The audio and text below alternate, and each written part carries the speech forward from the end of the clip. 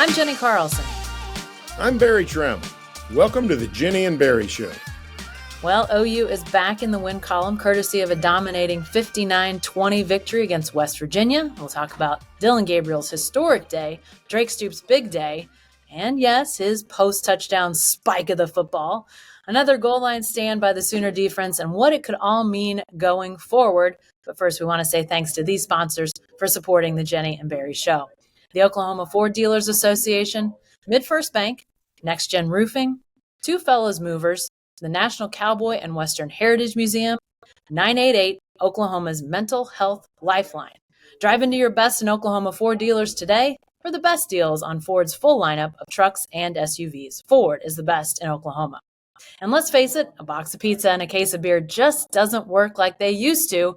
Nobody wants to help you move, but we know two fellas that love moving.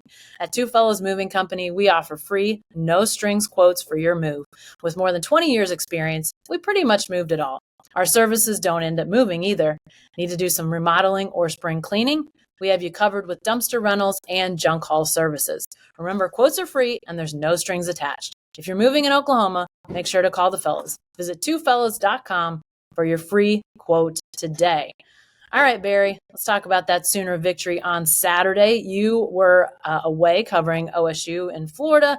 I was in Norman, though, and this was a bounce back for the Sooners, obviously, after a couple of disappointing losses. They limited penalties. They only had the one turnover. It was pedal to the metal throughout. But what did you like most about what you saw out of the Sooners on Saturday? I liked a whole bunch of stuff, but number one on the list, the offensive explosion. I'm starting to become a true believer on the cultural change with Brent Venables in the defense. I think he has that defense has taken root. It is going to be a good defense. It might already be a good defense. We'll see how good.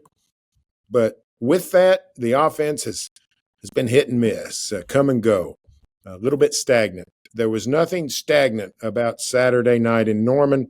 The explosion, the run game with Gavin Sawchuk, the throw game with Dillon Gabriel. Sooners moved up and down the field against not a great defense, but a decent defense in West Virginia. I thought that was a very good sign for the Sooners moving forward. Yeah, for sure. And we'll talk more about that offense in a sec. But yeah, I think the offense was definitely the area of the Sooner team that people were most interested to see what they would do. And, West Virginia's been the surprise of the league this year. They were picked to finish last. And so that team, to have had the success that they had, I didn't think it was a foregone conclusion that the Sooners would win, first of all, but to win that decisively was definitely not in the things that seemed entirely feasible heading into that game. But, touchdown after touchdown, I think the fact that the offense kept the foot on the pedal. And then I think the fact that the defense, they gave a touchdown up right away. West Virginia comes down, marches down the field, quick, efficient, 75-yard touchdown score in 8 plays. And, you thought, okay, shootout ensues. But the defense really bowed up. And from that point, they only allowed about 4 yards a play, which was a huge improvement after that opening drive. So I think the fact that the defense was able to rally quickly, but the offense was able to keep powering ahead and not, no back off. There was no sort of conservative nature. I thought that was really important. And then all the things, they'd had 6 turnovers in those 2 losses, Barry, 3 against Kansas and 3 against OSU. Turn the ball over that much and you're likely to lose ball games. So I think better attention to detail was a welcome change, but that offense, Jeff Lebby, obviously a lot of criticism, Dillon Gabriel criticism. Have they got back in the good graces of Sooner fans, Barry, or is that fleeting as well? All right, let's separate them. Permission to separate the court cases, Your Honor. Dillon Gabriel, yes, he's back in the good graces. Quarterbacks can get back in the good graces much more quickly than can offensive coordinators. And the truth is, only somebody with a really bad attitude could lay too much at Dillon Gabriel's feet in losses at KU and OSU. Jeff Lebby, probably not in the good graces. Offensive coordinators, if they're not scoring 50-something points a game, if they're not setting NCAA records, they don't stay in the good graces of fans. So I'm going to say Lebby not in the good graces of fans, but it was a great day for Lebby. And it reminded you that, hey, the guy knows offense. The guy can produce quality units. He has the trust of his guys. You and Garen and Eli sort of, I thought, well captured the mood of the night and the spirit of the game in terms of just the big sigh of relief and the coming together and the celebration of Gabriel and Lebby together and reminding each other and reminding 85,000 there and ever how many watching on the tube. Hey, they played well before. They'll play well again. This is a potent duo. So I thought it was a great night for both guys. Probably didn't win over a bunch of fans for Lebby, but probably did for Gabriel. Can I ask a question about offensive coordinators? Because in this state, whether it's OU or OSU, offensive coordinator is by far the most criticized. I suppose head coach from time to time, but really offensive coordinator. In this era of high-scoring offenses, which we saw come into vogue at OU when Bob Stoops brought in Mike Leach, continued high-flying, came in at OSU with Todd Monken and Dana Holgerson and that crew. So offensive coordinators get criticized in this state more than any other coach. Is it like that everywhere else? Or in a place like Alabama or Georgia, when your defense is really good, does the defensive coordinator get criticized? I don't know, but was it founded with Lebby and the OU offense? I'm not saying it wasn't. They were very up and down, didn't sort of attack, but is that just here, Barry? Or if we went to, I don't know, somewhere else, would we be like, oh, this is what it's like for a defensive coordinator to get criticized? 2 words for you. Pete Golding. Pete Golding was Nick Saban's longtime defensive coordinator. He took over after Kirby Smart went back to Georgia. Do you know where Pete Golding is today? He's the defensive coordinator. Not coaching coordinator at Bama. At Ole Miss. Alabama eventually got tired of him, and the fans were howling, and eventually Nick Saban said, "Okay, let's move on down the road."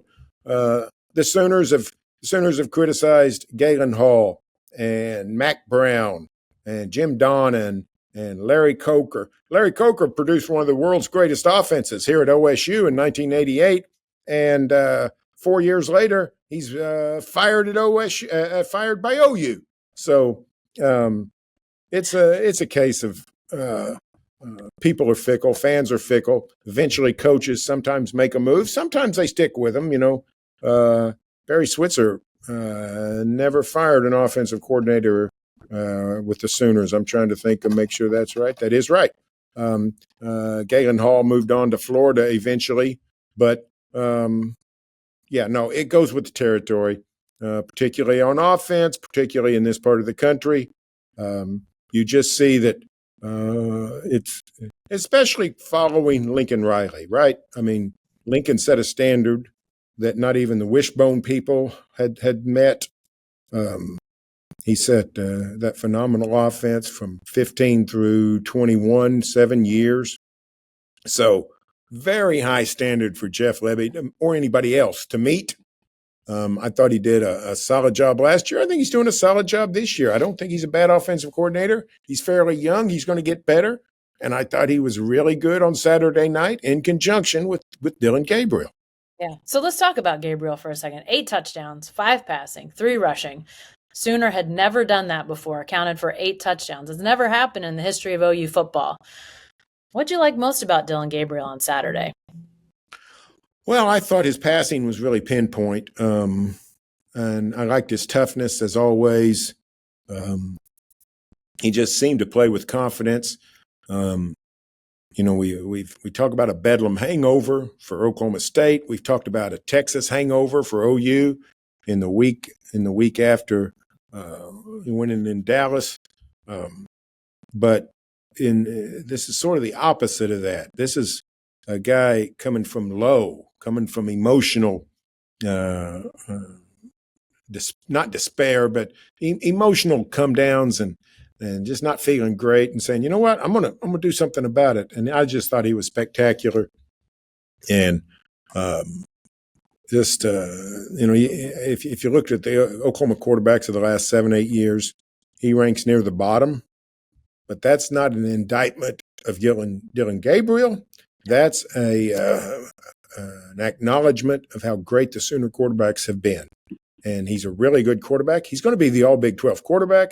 He's got himself back in, I think, in contention for Big 12 Offensive Player of the Year. I still think it's Ollie Gordon's award to lose, but it's not a runaway anymore. So I think Gabriel it was an historic night, and I really, really sort of salute him because I thought he was just sensational. And speaking of sensational, I don't know what we're going to do with Fred Biletnikoff, otherwise known as Drake Stoops, but he just keeps producing crazy games and crazy numbers, and just 184 yards receiving, 3 touchdowns.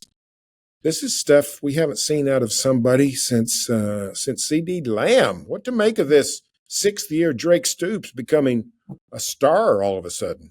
Yeah, it's been impressive. And obviously when Andrell Anthony went down, I think people were wondering who would step into the void. And, the candidates on that list were likely Nick Anderson, Jaden Gibson, those type of guys. And, they've been good. There's no doubt about it. But Nick Anderson, especially, still catching touchdown passes. So he's definitely a guy that is, performing at a high level. But no Sooner receiver is performing at the level that Drake Stoops is right now. And frankly, I don't know if there's any receiver in the Big 12. I'd have to think about it for a minute, but I don't think there's any Big 12 receiver. His numbers are nationally ranked top 5 in a lot of categories. So, not only scoring, but getting into the end zone. His 60-yard touchdown catch on Saturday was really, I thought, an impressive play. He catches it right around the 40. So he's extremely short of scoring. Beelines down the sideline, eludes a tackler as he gets into the red zone, and then at about the 5 makes contact with a couple of would-be tacklers. They grab at him. He still pushes forward, and then ultimately he gets pulled into the end zone by a teammate at kind of the last minute to sort of win that skirmish. But it was a heck of a play, and I think when it comes to awards, he's definitely first team all conference. He's up for the Burlsworth Award, which is given to the best walk-on in the country. I would have to look at the other walk-ons that are out there, but can't imagine any that are having quite the impact he's having. I mean, I think he's going to win some awards this year, and he deserves to. We got to talk about the spike, Barry. I thought it was great fun. I love when guys celebrate touchdowns. I love the off the top of the head ones. I love the choreographed ones. But if you spike the football, you're going to get flagged in college football. I still think it was fun. It was worth it, but you knew he was going to get flagged for that. Well, it's no different than a defensive end jumping off sides 2 seconds before the ball is snapped and is in the backfield all by himself. I mean, there's no the ref doesn't say, hey, go back to your side of the field. He just throws the flag. It's automatic. I did think it was cool, though, because it was old-fashioned. You're way too young to remember this, Jacko, but that's the way guys used to celebrate touchdowns in the NFL. Mm-hmm. I mean, they wouldn't do elaborate theatrical productions. They wouldn't get props. They'd just get in the end zone and just slam the ball into the ground as quick as they could. It was really cool. And of course, it's outlawed in college. It's an automatic penalty, but I thought it was old school, befitting Drake Stoops, right? Yeah, definitely. But it was also no decision to be made. It had to be called. My favorite Drake Stoops catch, though, was the little slant where he gets whacked by the West Virginia safety. Hard legal hit, fantastic hit, no problem. He hangs on to the ball. You thought he was knocked out, maybe. And then the Mountaineer decides to step over him, straddle him, and look at him. A little bit of posturing and pontificating, which was not a cool move. But I just thought that was a great play to hang on to that ball, show Drake Stoops' toughness. Yeah, it was a marvelous game for Drake Stoops. Yeah, he said the wind kind of got knocked out of him. Got hit pretty hard right in the upper chest. So he said that's what the laying there in the end zone was all about. So let's talk defense for a second. Defense definitely, good performance. Danny Stutsman back out there after injury had kept him out, but the Sooners decided to keep Kip Lewis on the field with Stutsman. Is this the combo that may unlock something with this defense, Barry? I mean, they played well on Saturday. I thought maybe when Stutsman came back, we'd see Kip Lewis back to the sideline, but figuring out a way to get those two on the field, is this a combo that maybe elevates this defense? Very well could. Kip Lewis has been a playmaker since he's gotten to more action. Remember, he was the instigator of the goal line stand against Texas, the first down play. He's the one that darts in. I'm pretty sure that was the first down play. Makes the tackle on Brooks, and just the more he's gotten to play, particularly in Stutsman's absence, been very good. Was a great player in Bedlam, and then played well again Saturday. And I think what we're seeing is the Sooners moving ever so closely back to being special at linebacker, which they haven't been for a long time, used to always be. But I'm not ready to give up on Jaron Kanik. I think Kobe McKenzie has shown some good things. Both of those guys are young players. But when you put Lewis in there, you get the idea that, hey, this could be something special. So I think it is a very good sign. I expect Lewis to keep playing. I think some guys just need the chance, and he's produced when he's had the chance. So I expect him to keep going and doing very well. Now, the OU defense, this was not a great challenge, but don't sleep on the West Virginia offense. Garrett Green is an unconventional quarterback, not a great thrower, but for whatever reason, he's been effective this year. And WVU is having a nice year, and they've morphed from being defensive dominated to being more offensive. Remember, Oklahoma State beat West Virginia 48-34. So the Mountaineers put up some points. I think they scored 41 on Central Florida. So this is an offense that's sort of finding its gears, and Sooners held them to 20. That's not a dominating performance, but it's a good performance. So I thought containing Garrett Green was a very good sign for Oklahoma. Yeah, and I think the thing that stood out to me was there really were very limited times on Saturday where Garrett Green, you sort of held your breath. He can, when he sort of moves the pocket or rolls out, you sort of, I think if you're a defense, you have to hold your breath a little bit. And I really didn't think the Sooners allowed him to get into that mode very often, which is a great sign. I mean, like I said earlier, they did allow a touchdown right out of the box, a pretty quick strike by that West Virginia offense. And, kind of felt like, okay, maybe this is one of those games that's, 42-40 or some crazy high number score that we used to get in the Big 12. Maybe that's where we're headed. But I thought they did a good job of adjusting and keeping him under control. And I think we're seeing what you said earlier about, improved elite linebacker play for OU has been so absent in recent years. And I know that if they had their druthers, Kip Lewis would be about 20 pounds heavier before they threw him in there. But he's just not. I mean, they've been trying to add weight on him forever, and they just decided, you know what? He goes and gets the ball, and the ball seems to find him. You mentioned the fourth down plays against Texas. It was the same way in the goal line stand that the Sooners had on Saturday, Barry. He was a big part of a couple of those plays. So he goes and he finds the ball, and I think that you pair up some things and you start to think, they're not going to shut people out. I don't think it's that kind of defensive dominance. But if they can hold teams to 20, a couple touchdowns, 3 touchdowns even, I think that's the kind of defense that can win you a lot of ball games in the Big 12. Now, what does it look like in the SEC? I have no idea, but they have to take these steps now so that when they are in the SEC, they're able to try to step up to that level of defense. Obviously, that's down the road. What's not down the road, Barry, though, is a game at BYU. It's an early kick. It's 11 o'clock start, 10 o'clock local time in Provo. Does a game that early present any issues in your mind if you're Brent Venables and the Sooners? Yes.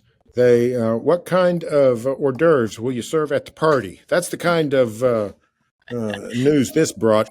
Here's what the 10 a.m. kickoff. That's what you serve. Here's what the 10 a.m. kickoff means for the Sooners. They got a chance to get home at dusk. If they got a night game in Provo, they were looking at getting home at dawn. Yeah. On a short week, they play TCU next week on Friday. It's a massive thing. So, yeah, Sooners are fantastic with this. It means probably what? I don't know, 6 a.m. wake up call. I don't know what time they'll get up. But, they coaches and players like early games. They don't have to sit around all day.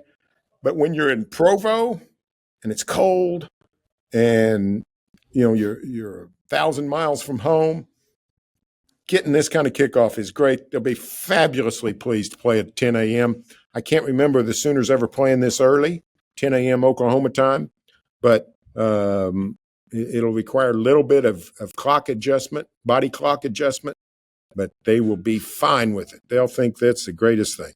Well, and truthfully, for all the people out there who there's been a lot of conspiracy theories going around about the Big 12 and, what the officials are doing or not doing as it relates to the Sooners. If there was any question about conspiracy, the Big 12 offices could have given OU a 9:15 start at BYU. That's what time BYU started its home game this last Saturday against Iowa State. I have no idea what time the Cyclones got home, but it had to have been 6, 7 in the morning by the time they got home from BYU. So the fact that OU gets to get home for that Friday game, a short week already, I mean, come on. The conspiracies, if that would have happened, okay, maybe we start to talk about it. But this is a great kick time for OU, and it's a little bit of a gift from the Big 12 and the TV partners, I think. But I think that the question then becomes, okay, you got to go to BYU. We knew that was a game that some people in Norman were a little bit skittish about because BYU at home has been good, but they've been struggling 5-5 this season, only 2 conference wins. And Barry, in their last 3 games, they've only managed to score 26 points combined in those last 3 games. Oy, what kind of team are the Sooners facing on Saturday? They're facing a team that has always been, for the last couple of years, been heavily defensive oriented. Was this year, hung in there with some games, but just couldn't get the offense going. And now the defense has crashed, just under the weight of all the responsibility. The Brigham Young offense is a ghost of its former self from the days we remember with Jim McMahon and Mark Wilson and Steve Young and Robbie Bosco and Detmer and all those guys. That's not Brigham Young anymore. They're trying to get it back, but this is a team that has fallen and probably not going to get up. Just can't score enough to keep up, and it's going to have to try to hold the Sooners down to a fairly low score to win this game, and that's probably not going to happen. So, great setup for the Sooners. 2 months ago, before the season, you thought, ooh, Provo, late November, difficult assignment. Not so much now. I think this will be a very nice, comfortable win for the Sooners due to the circumstances and the trajectory of the two teams. Well, we'll get to score predictions in a second, but Barry, this is my first game in Provo. You've been out there for a football game before. I know I'm looking forward to just the setting. I hear so much about how the fans are so nice and so great. So I'm really looking forward to this. I think it's going to be a heck of an experience. Tell me something that I need to pay attention to on Saturday as it relates to game day at BYU. 2 things that I'll come to mind. First, the setting is fabulous. It's in the Wasatch Mountains. We all love the Colorado setting. Much more mountainous setting, much more mountainous view in Provo than in Boulder or even in Morgantown, another mountain setting. This is you look out over the Wasatch Mountains. They got the big Y on the side of the mountain. It's just a spectacular view. And the other thing is the people are nice. If you're going to the game, now it'll be cold. It'll be 40s. But free ice cream for the visitors. Provided by Brigham Young University. So dress warm and await your ice cream, and know that you're going to be in good hands. You're not going to get a ton of trash talking.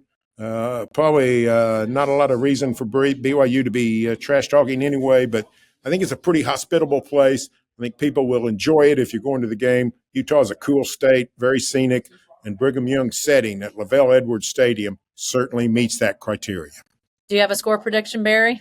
I'm going to go Sooners big. I think I'll say 37-10. Big game for Zach Schmidt. I'm going to say Zach Schmidt back on the horse with 3 field goals. It is a little bit rarer air up there. Maybe that higher elevation will get him going. Yeah. Get some long ones, Brent. Give him some long ones. I'll go a little higher for the Sooners. I'm going 41-14 Sooners on Saturday in Provo. I think it is going to be a good day for OU football. But that's all the time we've got this week. Remember, OU goes to BYU 11 a.m. Oklahoma time on Saturday. Barry and I and our Sellout Crowd team will be there. Plus, we'll have all sorts of OU content this week at selloutcrowd.com. You can find our content also at barrytrammell.com and jenny-carlson.com. If this happens to be your first time hearing or watching us, be sure to subscribe to our show on YouTube or your favorite podcast app. And if you like what you hear, please leave a review. Thanks for joining us, and we'll see you next time.